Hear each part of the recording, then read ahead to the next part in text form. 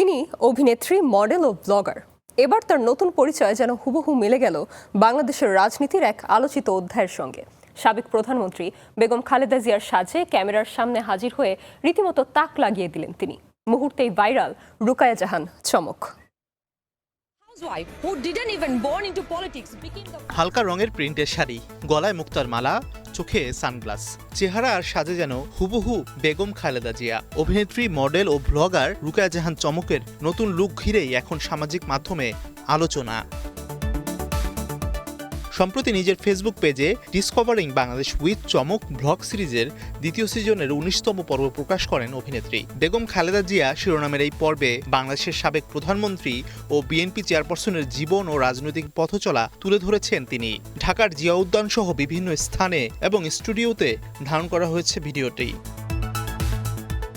ভিডিওতে চমকের সাজে উঠে আসে খালেদা জিয়ার পরিচিত উপস্থিতির ছাপ। শাড়ি, মুক্তার মালা আর সানগ্লাস সব মিলিয়ে তার এই লুক যেন ফিরিয়ে আনে সাবেক প্রধানমন্ত্রীর পরিচিত অবয়ব। ভিডিও প্রকাশের পরেই সামাজিক মাধ্যমে শুরু হয় প্রশংসার ঝড়।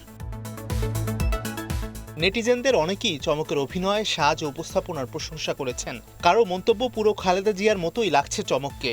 আবার কেউ বলেছেন, প্রথমবার কাউকে এতটা নিখুঁতভাবে বেগম খালেদা জিয়ার চরিত্রে উপস্থাপন করতে দেখা গেল। এমনকি ভিডিও দেখে মুহূর্তের জন্য সত্যি বেগম খালেদা জিয়াকে মনে হয়েছে, এমন মন্তব্য করেছেন অনেকে। তবে খালেদা জিয়ার সাজে চমকের হাজির হওয়া এবারই আলোচনার একমাত্র কারণ নয়।